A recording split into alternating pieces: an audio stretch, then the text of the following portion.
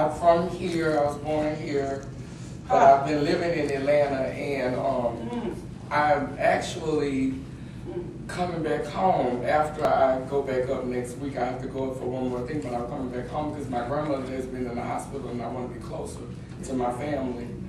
So one of the members, I've been looking for a church here, and one of the members comes up and said, "Oh, we want you to speak at the church." And so I find a church, and the first time I come to the church, I'm asked to speak at the church. but God works,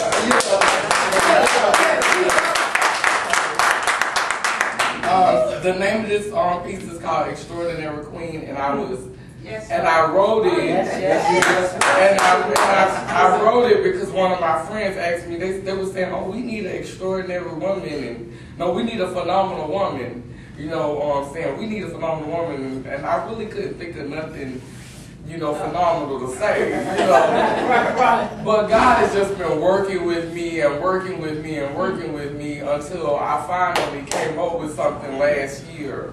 And I want to share that with you today. It's about the struggle, and you don't always have to identify with being transgender in order to be an extraordinary queen, because we know that this is something that starts on the inside before it shows up on the outside.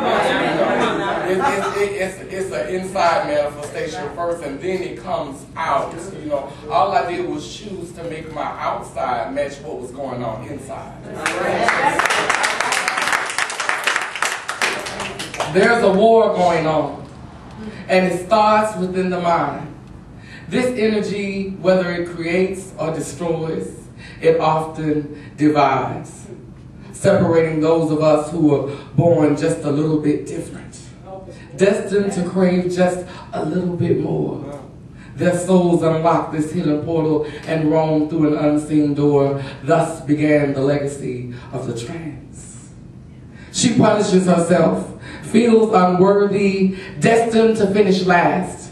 She has no sense of whom she is, for she knows nothing of her past. Her womb is barren and produces no physical life. Her pain runs deep, for there is much trouble just to be a happy wife.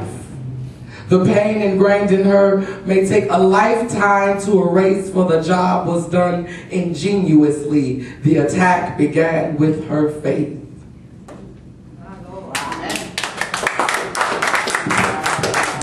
Meant to be the strongest part and feared by man, locked away in the dark, she was once an advisor of kings, an interpreter of dreams. But to seal their still and further separate them from their truth, ancient libraries were burned, destroying much of this proof.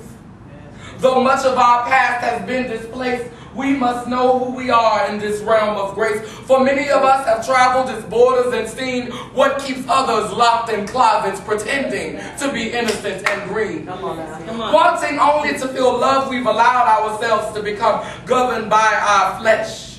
Man has used this tool against us, labeling us objects for sex. He set out to damage everything about us that was reputable, admirable, or pristine, and turned it to evil. Now we're viewed as morally unclean. But it's a lie from the pits of hell, and with my last breath, indeed, this truth I tell, or better yet, I might scream. No, I'm not a phenomenal woman, but I am an extraordinary queen. Who but one worthy of favor would still struggle to stand, even after being cast down and rebuked by their fellow man? Those who receive us know all too well what we bring into a room, a bold, humorous, and exotic presence that can chase away the darkest gloom. Many of us sacrifice our birthright to be seen as men who have dominion, but on this day I'd like to carefully add a difference of opinion. And I pray by all others like myself it shall be seen that no, you may never be a phenomenal woman, but you are an extraordinary queen. So seek not the shadows of conformity, thinking that it be your savior to blend. For the book of Isaiah writes, if we keep God's covenant, we shall be lifted among men. Let this day mark the end of a man-made curse, and know what was first shall be last, and what was last shall be first. This verse has been a long long time coming, but has always been one's hope that shall not be in vain if it helps just one to cope.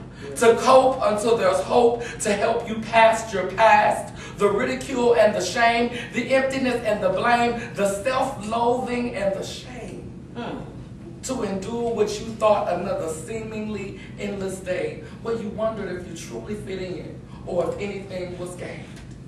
Oh, today I can say that I've seen a glimpse of that mountaintop, and it matters not what you're wearing or how you look when you get there. But what matters is that you get there. Yes. Amen. So to all my brothers and sisters who are still in despair, I humbly ask that you hear God's words and make this your covenant prayer. Fear not this gift to dream a different dream, that which by others may never be seen.